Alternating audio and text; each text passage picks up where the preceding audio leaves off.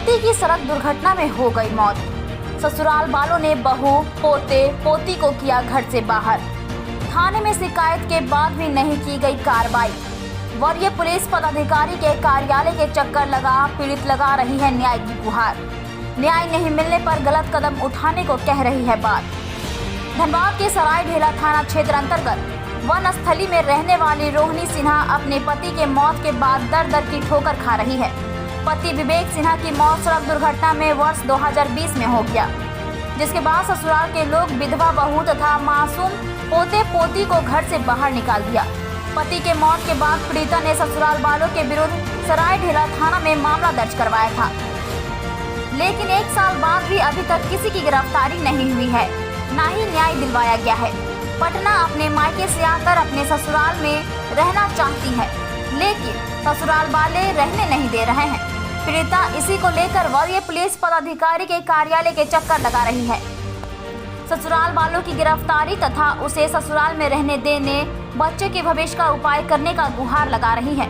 वहीं पीड़िता रोहिणी सिन्हा ने बताया कि उसके पति की मौत साल 2020 में सड़क दुर्घटना में हो गई थी। पति के मौत के बाद सास, देवर, देवरानी तथा ननद घर से बाहर निकाल दिया। थाने में शिकायत किया गया, लेकिन कोई सुनवाई नहीं हुआ। 10 महीने से दौड़ रही हूँ। पति की संपत्ति को हड़पना सभी चाहते हैं। देवर उससे अश्लील हरकत करता है। न्याय की गुहार लगा रही है। अगर न्याय नहीं मिला तो बच्चों के साथ आत्महत्या करने के सिवा अन्य कोई रास्ता नहीं बचा है। 10 महीने से कभी मायके तो कभी रिश्तेदार के यहाँ रह रही हूँ।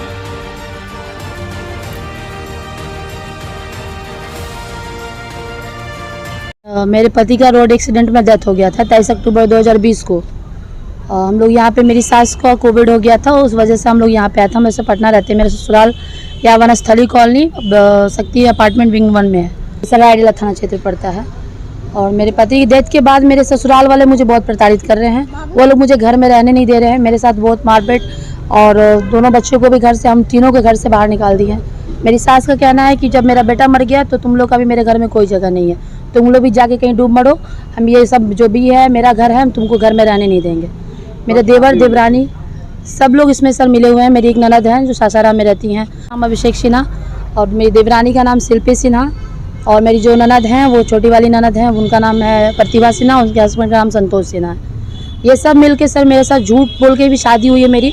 मेरे हस्बैंड की शादी पहले हो चुकी थी और ये लोग झूठ सच करके मेरी शादी करवाएं।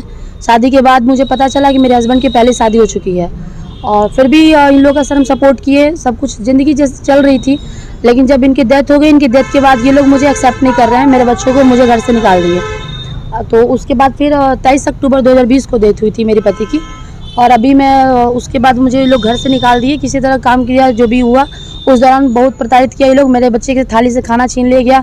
मेरी सास का कहना है कि अब हम तुम लोग का खर्च नहीं उठा सकते, तुम लोग यहाँ से चली जाओ। शादी कब हुई थी? शादी मेरी 2014 में हुई थी, 10 फरवरी को। अभी कितने बच्चे हैं? मेरे 2 बच्चे हैं, एक बेटी और एक बेटा। 5 साल की मेरी बेटी है और 3 साल का बेटा है। पुलिस से क्या उम्मीद करते हैं? पुलिस से बहुत सारी उम्मीद है। पुलिस से मेरी उम्मीद है कि वो मुझे न्याय दिलाने में मेरी मदद करे।